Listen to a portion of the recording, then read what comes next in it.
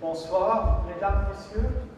Je vous souhaite la bienvenue pour ce vernissage du portail pilote OGD suisse. Laissez-moi commencer avec une remarque technique. Si vous préférez suivre nos explications et présentations en anglais ou en allemand, utilisez vos écouteurs. Il y a une traduction simultanée. Herzlich willkommen zum Launch des OGD-Pilotportals.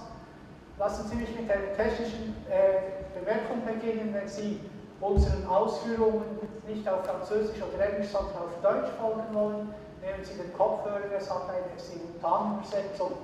Und third time, welcome to this launch of the pilot portal, Swiss pilot portal.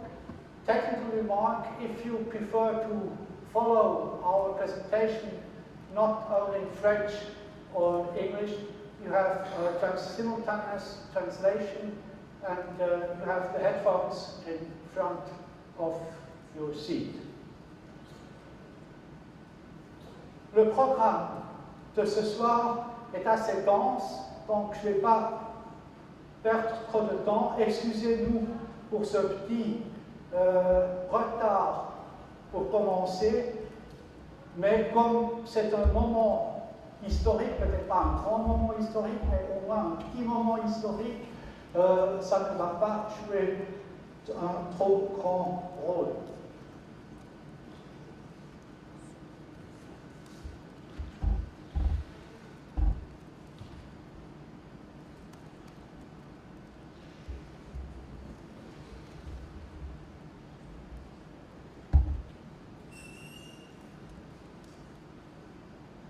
Alors, je vais vous raconter 2-3 choses sur le portail que nous lançons ce soir. En mars de cette année, un journaliste s'est posé la question: est-ce que la Suisse veut rester un îlot désert dans un océan de données? Bien sûr que non, même si la Suisse a une certaine expérience avec cette forme d'existence insulaire en Europe, avec le droit de vote des femmes, mais il y en a d'autres exemples au courant du siècle passé. La réponse est évidemment non. Nous voulons joindre le reste du monde, et cela grâce à un mouvement assez intéressant. Le sujet est émergé il y a longtemps, 2 ans déjà, par des conférences suisses chez nous aux archives fédérales, mais aussi à Zurich. Il y avait des hack days dans toute la Suisse pendant ces 2 ans. Et du côté de l'administration fédérale, il y avait 5 offices qui se sont joints pour faire ce qu'ils font toujours, donner accès à leurs informations, mais maintenant sous un toit commun. C'est rallié à cette initiative après la cyberadministration et la chancellerie fédérale. On a même évalué si, pour des raisons économiques, cette approche fait du sens, parce que les arguments économiques sont toujours des plus performants. Donc tout d'abord, oui, on contribue à la démocratie, oui, il y a un potentiel économique, et oui, c'est même un plus d'efficacité au sein de l'administration fédérale.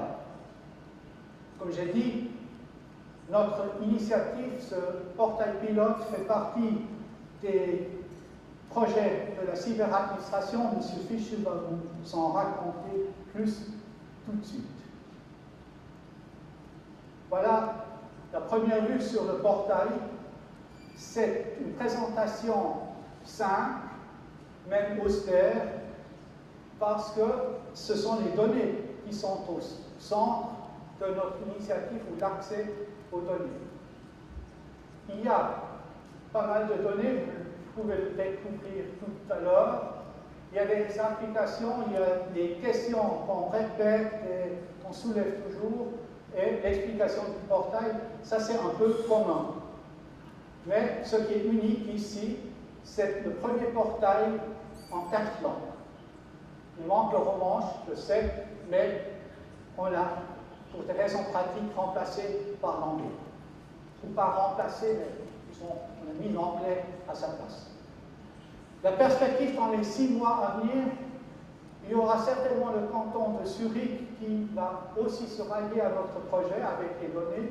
Il y a l'Office fédéral de la santé qui se ralliera à notre initiative. Et en principe, ce portail est ouvert à tous et toutes qui ont envie de couvrir, de permettre un accès facile aux données ouvertes. Voilà. C'est ma partie. Maintenant, j'ai l'honneur de passer la parole à Fischer, le délégué au pilotage informatique de la Confédération.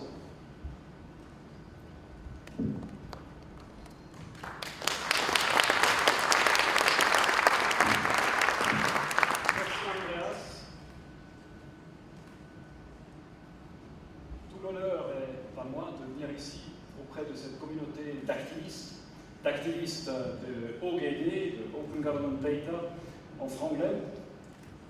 C'est un plaisir pour moi d'essayer de dresser un peu le cadre dans lequel se place cette initiative OGD, OGD en Suisse et dans le cadre de la stratégie pour une cyber-administration en Suisse. Et effectivement, Open Government Data est un élément important, est un grand contributeur pour le développement de la cyber-administration. Cette cyber-administration est inévitable en Suisse, une matière à coopération, une matière de collaboration entre différents acteurs déjà parce que nous connaissons 3 niveaux fédéraux extrêmement autonomes et différents qui doivent collaborer, qui doivent coopérer pour donner, dans le cas de OGD, accès aux données, mais également pour les autres projets de mise en œuvre de la cyber-administration. Cette stratégie, elle a des buts extrêmement simples. Elle a comme premier but que l'économie effectue ses transactions administratives avec l'administration, donc ses processus d'affaires qui impliquent l'administration par voie électronique et par là puisse devenir encore plus productive dans ses activités et ainsi on voudrait contribuer à l'attractivité de la place économique suisse par des bons processus administratifs là où c'est nécessaire. Les autorités, comme deuxième but, devraient moderniser leur processus d'affaires, leur processus d'échange de données, mais également de gestion d'affaires courantes entre elles. Et là également, OGD porte une contribution très importante. Et la population doit pouvoir faire ces transactions avec l'administration, en tout cas les transactions les plus importantes, les plus répétitives, avec l'administration par voie électronique, de manière à pouvoir les faire 24 heures sur 24, 7 jours sur 7, 360 jours par année. Alors, des buts très simples, une stratégie pour la cyber-administration en Suisse. Alors, une première image ici qui montre que le public cible est assez content de ce qui se produit. La population et les entreprises établies en Suisse sont assez contents de leur administration et surtout de l'offre de cyber-administration dont ils peuvent profiter. C'est intéressant parce que des fois, dans les comparaisons internationales, on voit qu'il n'y a pas tous les services qui sont déjà accessibles en ligne, mais j'attribue ce contentement, cette satisfaction de la part du public cible de la cyber-administration, notamment à un élément historique de la Suisse, une force historique de la Suisse, le fédéralisme, qui très souvent empêche l'établissement de la cyber-administration, en tout cas la freine, mais d'un autre côté, rapproche l'administration et ses processus beaucoup plus à la population que si c'était un État complètement centralisé avec des processus centralisés. Une image positive qui est mise en une sorte de dialectique avec une image moins positive. Vous voyez là la Suisse à la 26e place en matière de transparence des processus administratifs. Alors, je n'ose pas mettre de corrélation entre les deux images, plus c'est intransparent, plus on apprécie, mais en tout cas, je crois que OGD, Open Government Data, peut contribuer à améliorer la place ici de la Suisse en matière de transparence. Il existe donc une marge de progression qui s'encadre dans le programme de mise en place de la stratégie de réalisation, mise en œuvre de la stratégie cyber-administration suisse, qui profite d'une organisation extrêmement fédéraliste, puisqu'il s'agit de refléter les structures du pays pour pouvoir avancer dans la culture du pays. Il y a donc un comité de pilotage politique composé de 9 exécutifs politiques des 3 niveaux fédéraux, Conseil fédéral, 2 membres du Conseil fédéral plus sa chancelière. Il y a très peu de comités en Suisse qui profitent d'une telle composition. 3 exécutifs cantonaux, 3 exécutifs communaux, des communes de toute taille. Il y a également un conseil des experts, une direction opérationnelle qui est intégrée à l'UPIC que je dirige. Open Government Data est un des 56 projets de mise en œuvre de la stratégie cyber-administration, est un projet très important qui, vous voyez ici uniquement la représentation d'une partie de la feuille de route de la mise en œuvre de la stratégie. Ça avance, non seulement gentiment, mais ça avance très bien, notamment avec l'événement de ce soir. OGD contribue au succès de la cyber-administration, je l'ai déjà mentionné, et stimule la mise à disposition de données. Il y a des données qui sont déjà historiquement utilisées plus ou moins en façon OGD, plus ou moins, je dis, météorologique, statistique, géographique, etc. Il n'y a pas encore tous les éléments de Open qui sont réalisés pour toutes les mises à disposition de ces données, mais je pourrais m'imaginer encore beaucoup plus de données. Prenons un exemple, en matière de circulation routière, de trafic routier, il y a énormément de données qui sont collectées pour la gestion du trafic, et ça peut être assez intéressant de les mettre à disposition au public aussi, et vice-versa. Par exemple, des bouchons, il y a de plus en plus d'applications aussi pour reconnaître des bouchons sur les autoroutes. Eh bien, on peut les reconnaître grâce à des données privées, des entreprises privées, notamment des entreprises privées de télécommunications. Alors, on découvrira peu à peu des collaborations de nouveau assez intéressantes pour de nouvelles applications et pour en tirer des conclusions pour améliorer notre vie, si on peut. Il y a eu publication d'un rapport sur l'état de OGD au niveau de la Confédération, en partie aussi au niveau de la Suisse. La semaine dernière, le Conseil fédéral, le gouvernement suisse a approuvé ce rapport et l'a libéré à l'attention du Parlement. Et tout d'abord, il y a, comme il se doit en matière d'administration, il y a une définition du sujet, une limitation du sujet qui est ici représentée. Donc il s'agit de publier des données. Il s'agit de les publier d'après le modèle OGD. C'est des données qui sont en possession de l'administration. C'est des données dont l'usage n'est pas expressément limité, notamment pour des raisons de protection des données,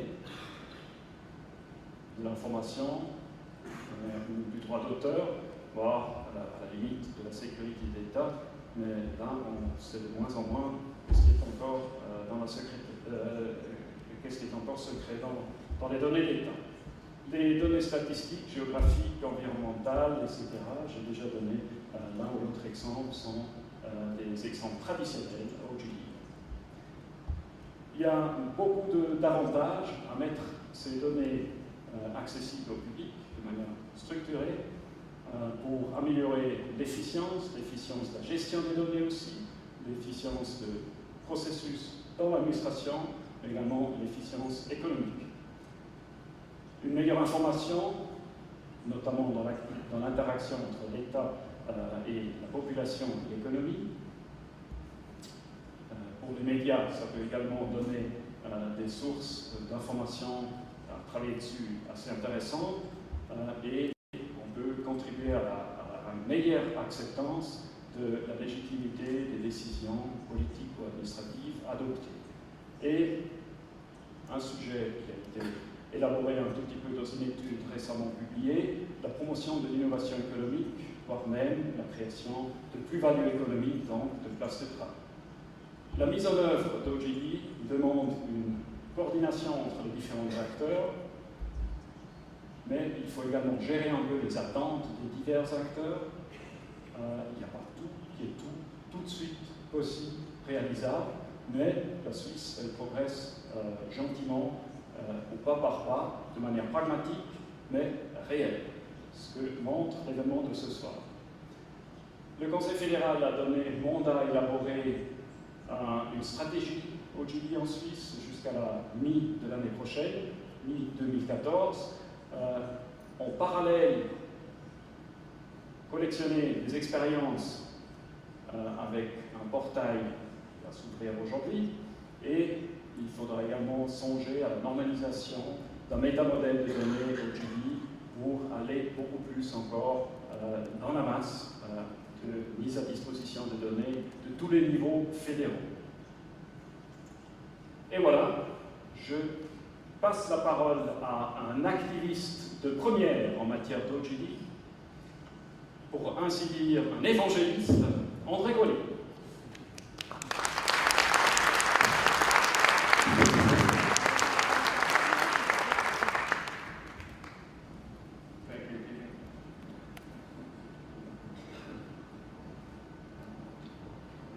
Chers amis des données ouvertes, bonsoir. Cari amici dei dati aperti, buonasera. Liebe Open Data Freunde, guten Abend, grüezi miteinander. And tonight, especially, welcome dear Open Data friends, dear Open Knowledge activists, dear Open Knowledge community here in Geneva to Open Switzerland.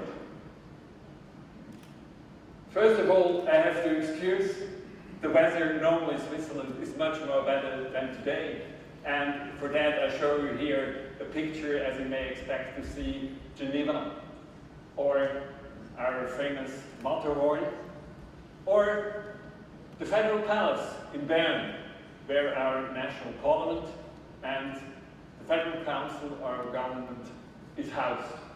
And that's how it looks today. But in a few minutes, it's going like to see like this. We're going to open up open government data together tonight here in Switzerland, and we celebrate this event. We have a reason to celebrate, because this opening up of government data with the launch of this pilot Open Government Data Portal is a result of collaboration of very different people, different groups, which never have collaborated in this way, in this form before.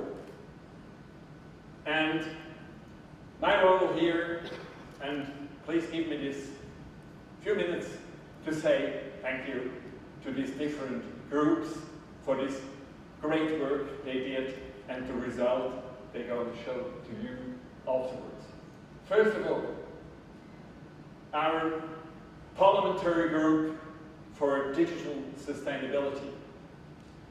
For our friends from abroad, our National Assembly counts 250 members, and about 50 of them are members in this parliamentary group for digital sustainability, giving us political support for open data, for open up government data. You see here 3 of them. It's the board of this group. It's Kathi, Edith, and Christian. And they are quite successful.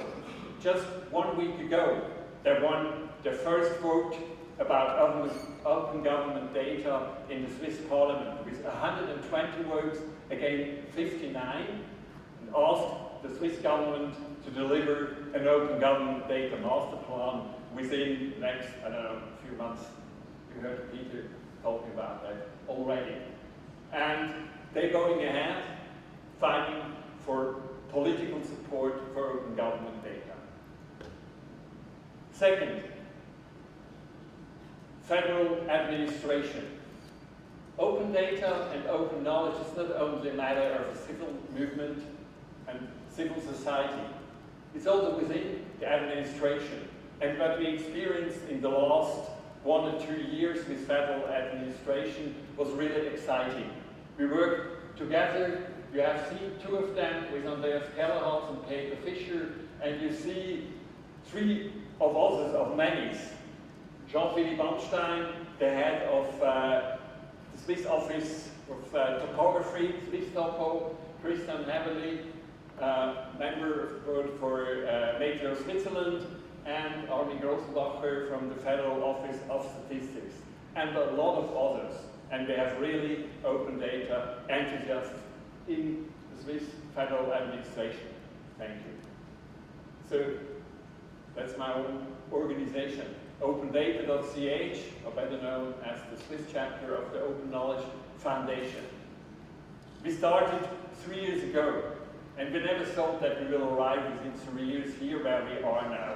And that's thanks to the great work of my colleagues in the board of this association and a lot of other activists. We count about 500 or 600 participants at our hack days, at our conferences, at our meetups.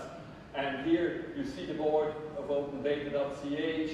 It's Hannes, it's Barnaby, it's Christian, Antoine, Oleg, Andreas, Giorgio, and Matthias. A great thank you to all of you to make this happen here. They did a really great work and going on with that. Fourth,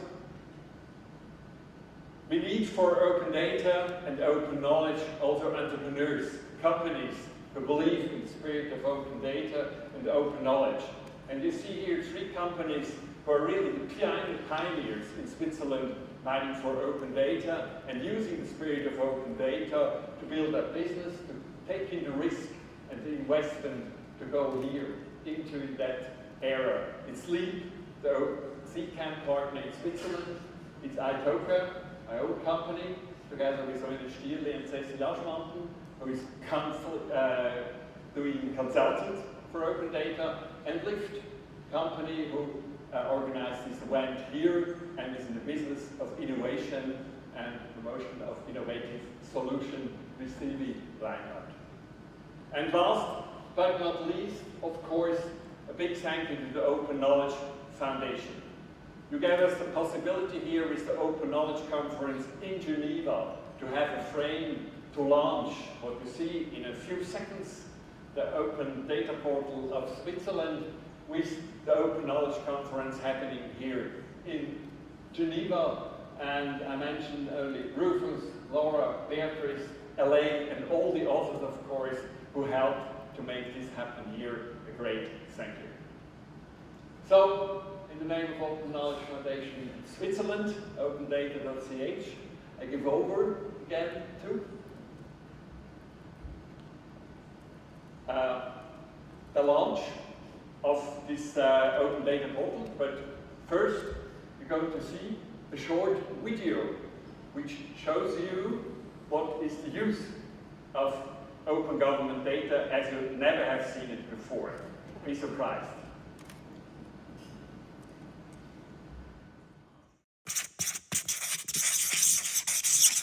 Paula Smart is a midwife at the Cantonal Hospital in Sion. Following last year's cold winter in the valley, she's particularly busy this autumn.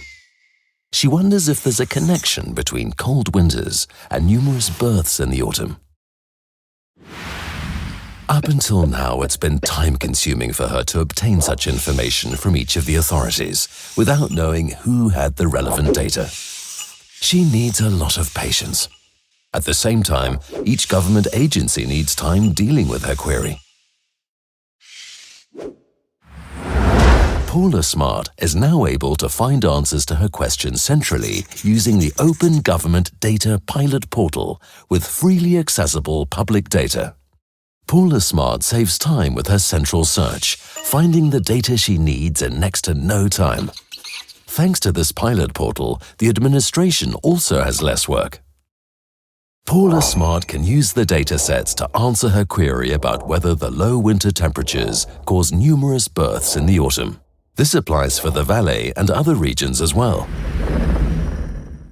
Other interested parties, the media and the economy, also benefit from central access to public data because they can find, link and visualize data in programs and apps. Opendata.ch, the Swiss Open Government Data Pilot Portal. Meanwhile, Paula Smart has also found documents in the pilot portal about midwives in the Federal Archives. And in the Swiss National Library catalogue, a 20th century biography of a Valais midwife showed she had also been very busy in the autumn, following cold winters.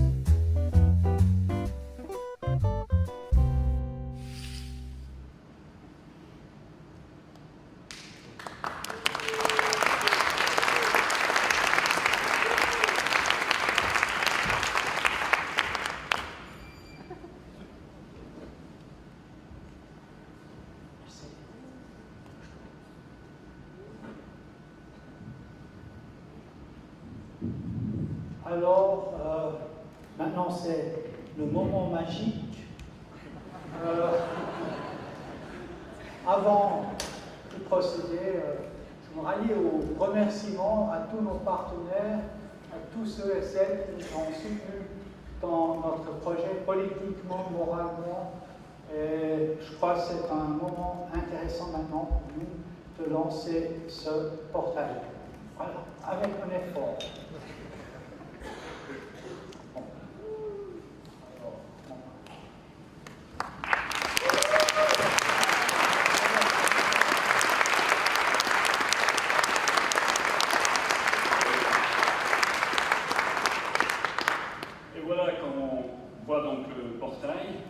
Mais le portail, c'est pas tout. Ce qui est vraiment intéressant, c'est de voir ce qu'il y a dedans. Et c'est pour ça que je vais passer la parole à David Oesch de swisstopo qui montre une des nombreuses applications là-dedans. Merci David.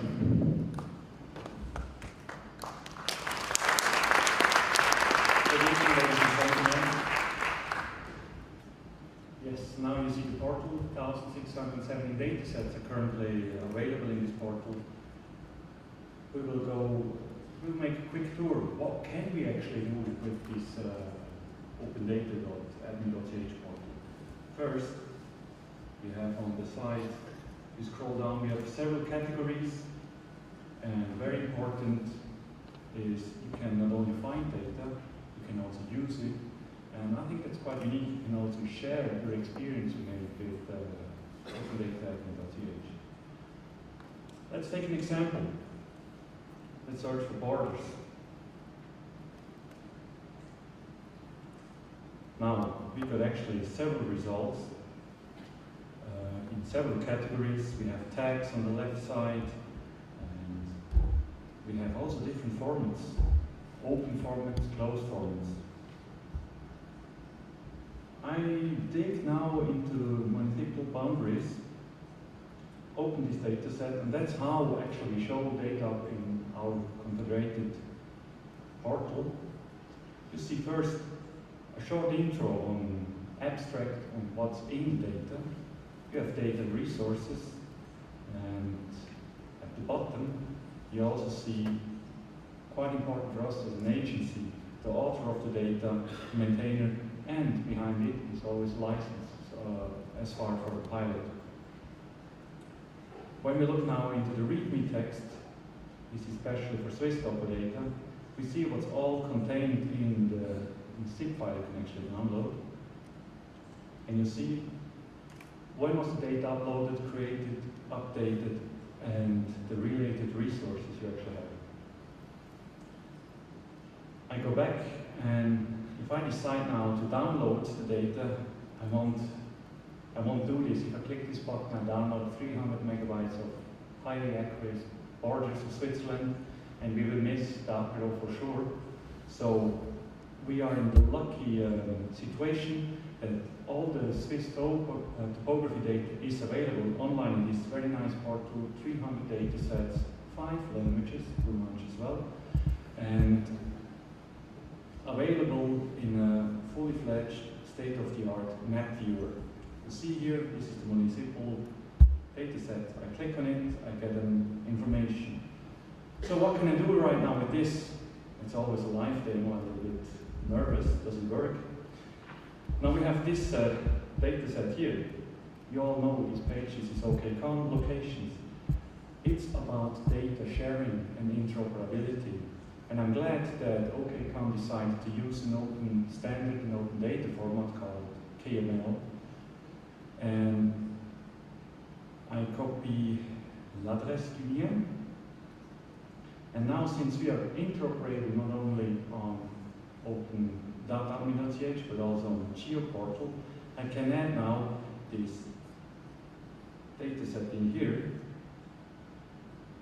It loads the data, and I can find out that I think we're actually here, and I can solve one mystery about the OKCon. It's actually not OKCon in Geneva, but we have also events as further down as in Carouge and in the municipality of Vernier. So the OKCon is taking part in 3 boundaries. And you can do quite a lot on this portal itself. We have over 300 data sets, will all be linked by the next year in the portal itself. Let's go further back to the portal again. As mentioned before, it's quite important for us that you share your experience you made with open data. And we have listed already several examples. I take now this example of the bar, participating communes, municipalities in the open data portal. And as you see, it's all linked in there, and I can call them up from within the portal as best practice experiences. And at the end, we have the obligatory FAQ and about the portal. And here I would like to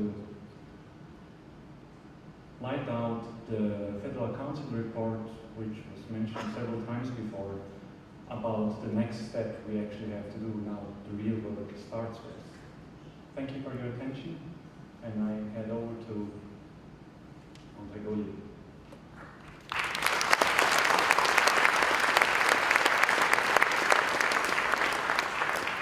So, thank you, David. So here we are. The work is done. Can you go for next? No. Okay. You all know that the work doesn't end here, it starts here. And especially our friends from abroad know that. And when we planned this launching event, we thought about, okay, but we know that so many challenges and also obstacles are ahead of us. And we would like to hear somebody who really knows what's going on, launching an open government data portal and what comes afterwards, and who is a bit ahead of us. Not a bit, it's 2 or 3 years, maybe 4 years. And of course, it was the name Andrew Stott. You know very well. He led the project of Great Britain, UK, data.gov.uk, and he's a member of the UK Transparency Board, advising British government in the case of open data and open knowledge. And he joined last January also the advisory board of the Open Knowledge Foundation. And we are looking really forward to your speech and to Stott to give us some advice. What is ahead of us in Switzerland with government, with open government data? Andrew, please.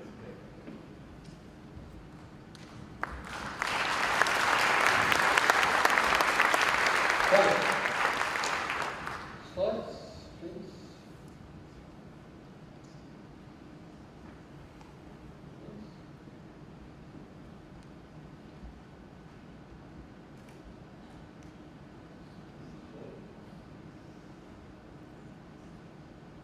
There you are. got this one.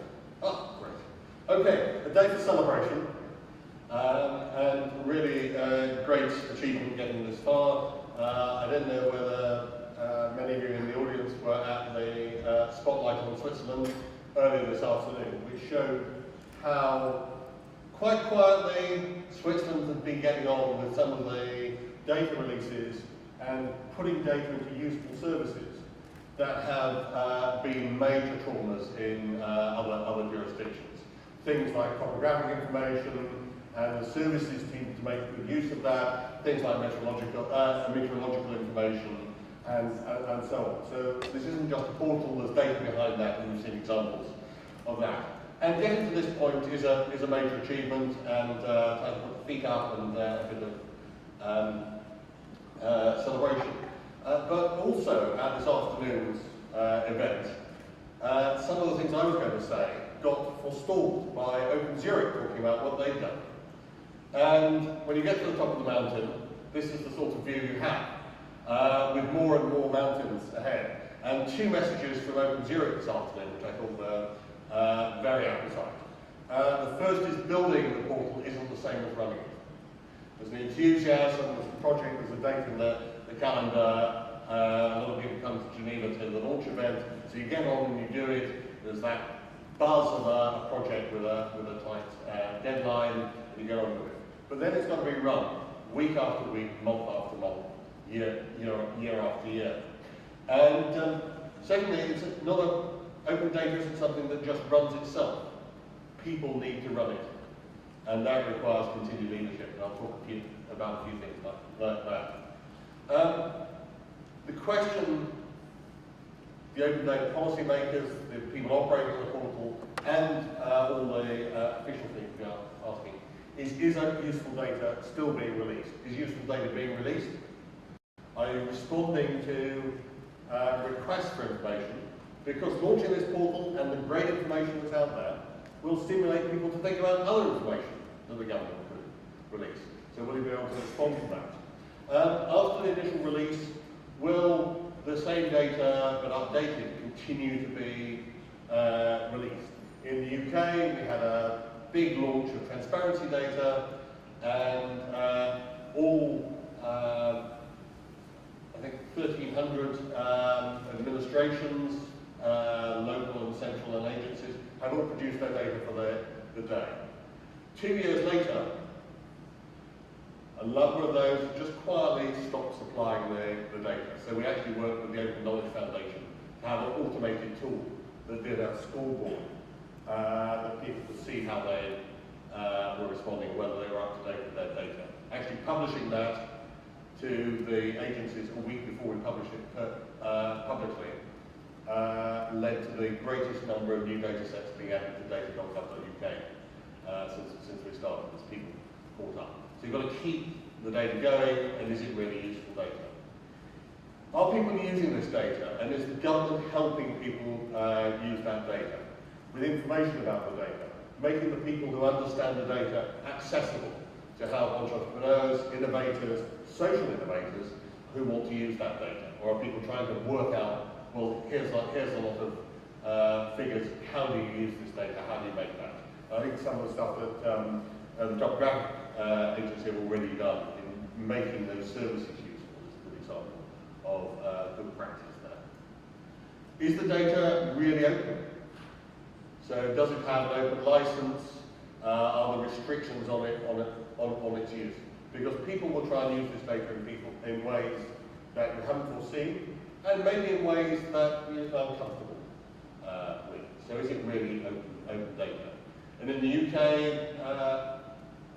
we found that we have an open government license, but actually when the Open Knowledge Foundation Advisory Council on Licensing went through it, it wasn't quite fully open. So we worked with the Open Knowledge Foundation to have a version 2 of the license, which is now certified as compliant with the open definition. Do you have common standards for common things? So is data about Bern in the same standard and accessible in the same way as data about Zurich and data about Geneva? Because actually the applications will want to use data about the same thing from different localities and different jurisdictions.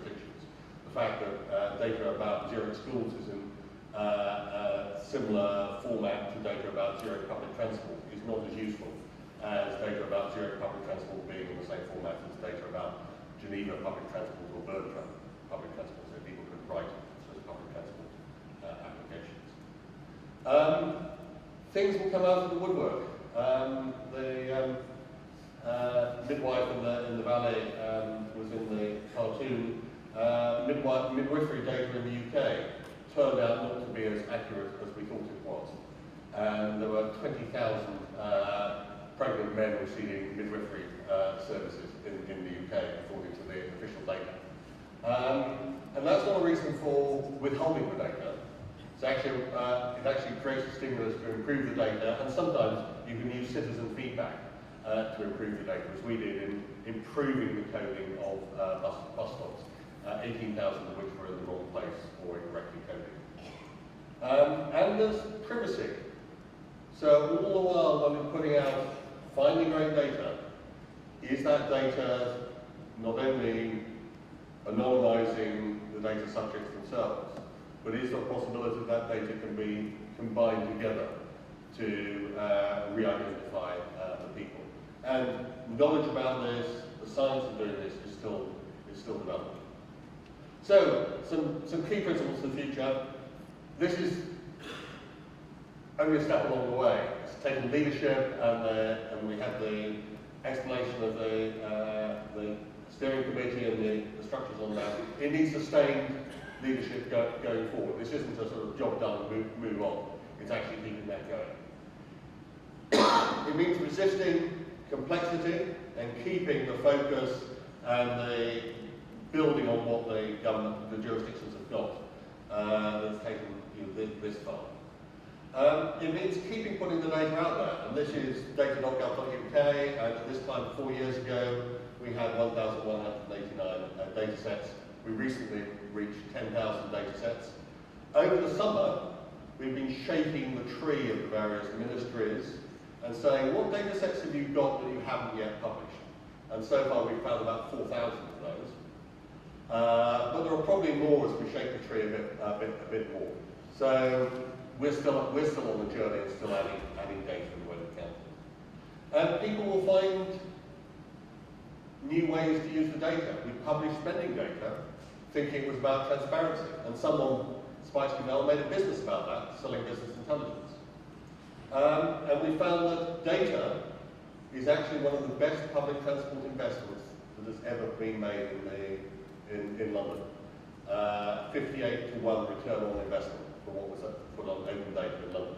500 applications have sprung up using that data. About 5,000 people are employed in that open data ecosystem.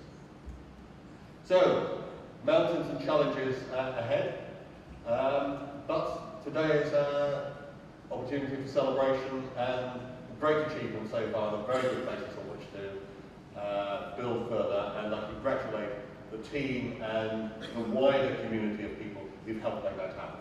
Thank you very much.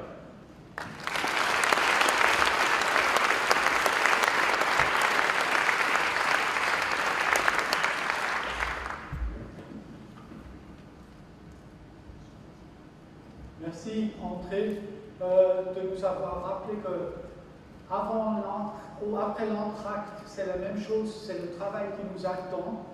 Nous aurons certainement encore envie et un plaisir de continuer ce projet. Maintenant, nous sommes à la fin de cette petite cérémonie. Vous trouvez encore là des lieux de référence pour toute information qui peut être utile. Mais avant de terminer, j'ai encore le plaisir d'introduire M. Jacques Folly, représentant du canton et de la République de Genève, qui terminera cette réunion et qui représente le canton et la République, qui nous offrira ensuite gracieusement l'appel. Monsieur, c'est à vous. Merci. Merci.